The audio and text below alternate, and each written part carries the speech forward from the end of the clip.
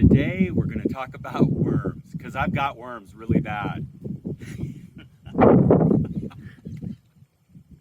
That was for Sherry. So, we've had worms for about 2 years now, and we've just started trying to get really serious. The first batch of worms, we kept them outside, hardly fed them. It was pretty sad. But they made it, and we call them our OG worms, and we're going to feed them today. But I just wanted to kind of go over a little bit of why we started doing this. We're going to make our own worm tea. We want to use worm compost material for our gardens. There's a lot of reasons to have the worms, but they're kind of fun, and I've really gotten quite fond of our little red wigglers. Today, we're chopping up a really nice lunch for them. I think we've got watermelon, lettuce, we've got cucumbers, we have bananas, and I think they're going to really enjoy it. I prepped some of it a little bit already because it's only 40 degrees outside right now, which brings up another point. They're still alive. We're keeping them outdoors, and we're going to show this a little bit more, but we've got them in their bins.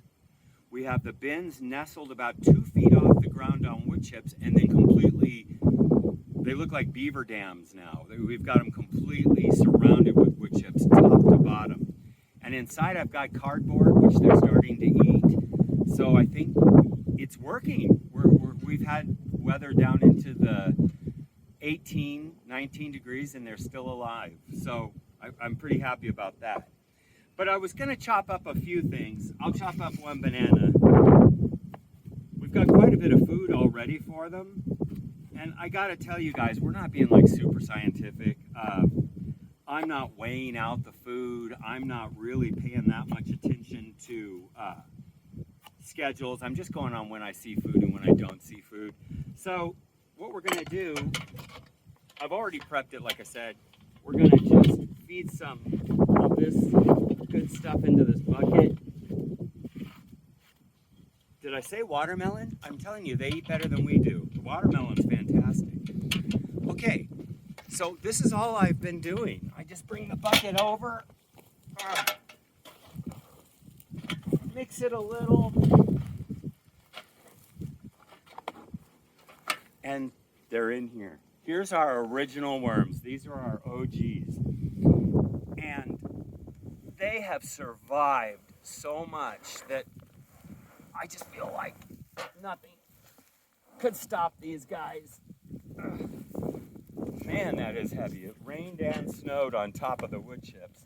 So we have them in the bin.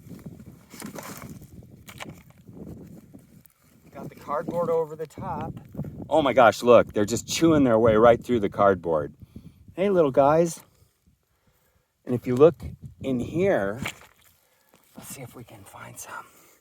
Look at them all. Look at all those worms. I'm surprised they're so close to the surface. Oh no, they're definitely surface eaters. But look at them all in there. Look at this. Like There's I said. not that much food left either. No, they're doing good. Oh my gosh, definitely the day to feed them. Oh, I think they're really gonna like today's entree.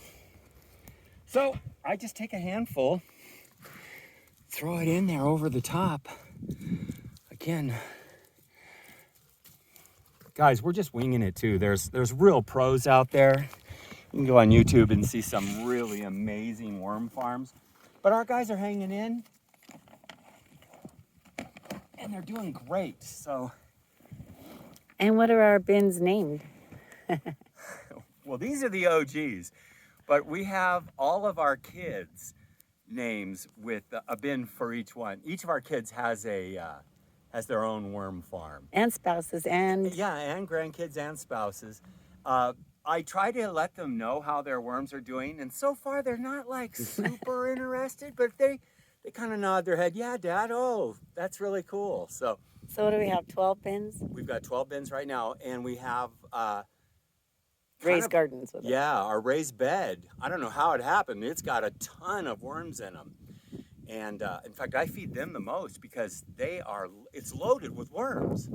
Anyway, so it's doing really well. Cold weather doesn't seem to be a problem. We still have worms, and they're doing great. Can't wait to throw them into the gardens and make our first batch of compost, tea, and fertilizer from them. Cool. Thanks, son.